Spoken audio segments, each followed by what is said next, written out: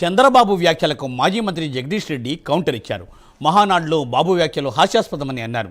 2004తోనే తెలంగాణలో బాబు చరిత్ర ముగిసిందని, కేసీఆర్ పాలనలో తెలంగాణ దేశంలోనే నెంబర్ 1గా నిలిచిందన్నారు ఆయన. నిజంగా బాంబు పాలన గొప్పదైతే ఏపీ ఆదాయం ఎందుకు పెరగడం లేదని ప్రశ్నించారు జగదీష్ రెడ్డి.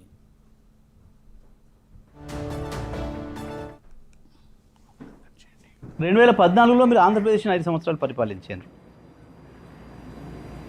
కేసీఆర్ గారు తెలంగాణ పరిపాలించండు 2014 నుంచి 23 వరకు. మొత్తం భారతదేశంలో ఏ రాష్ట్రంలో రానటువంటి యొక్క అభివృద్ధి ఒక్క తెలంగాణ రాష్ట్రంలోనే వచ్చింది. ఈ రంగం ఆ రంగం అని కాదు, ప్రతి రంగంలో అభివృద్ధిలో ఆకాశంలోకి దూసుకుపోయింది తెలంగాణ. 5 సంవత్సరాలు మీరు అక్కడ పనిచేసిండ్రు ఆంధ్రప్రదేశ్ ప్రత్యేక ఆంధ్రప్రదేశ్ ముఖ్యమంత్రిగా. అక్కడ పెరగలే ఆ పద్ధతుల్లో తలసరి ఆదాయం.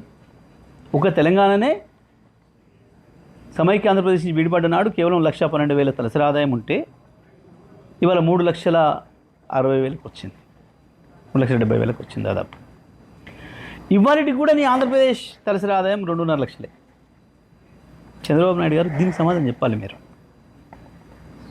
నిజంగా మీ పరిపాలన అంత గొప్పదే అయితే ఎందుకు మీరు ప్రత్యేకంగా పరిపాలించిన ఆంధ్రప్రదేశ్లో తలసరి ఆదాయాన్ని అభివృద్ధి చేయలేకపోయారు?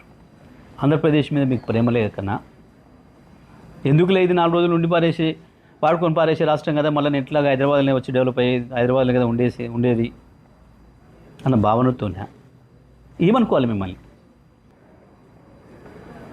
2014లో మీరు ఆంధ్రప్రదేశ్ని 5 సంవత్సరాలు పరిపాలించారు. కేసీఆర్ గారు తెలంగాణ పరిపాలించండు 2014 నుంచి 23 వరకు. మొత్తం భారతదేశంలో ఏ రాష్ట్రంలో రానటువంటి యొక్క అభివృద్ధి ఒక్క తెలంగాణ రాష్ట్రంలోనే వచ్చింది. ఈ రంగం ఆ రంగం అని కాదు, ప్రతి రంగంలో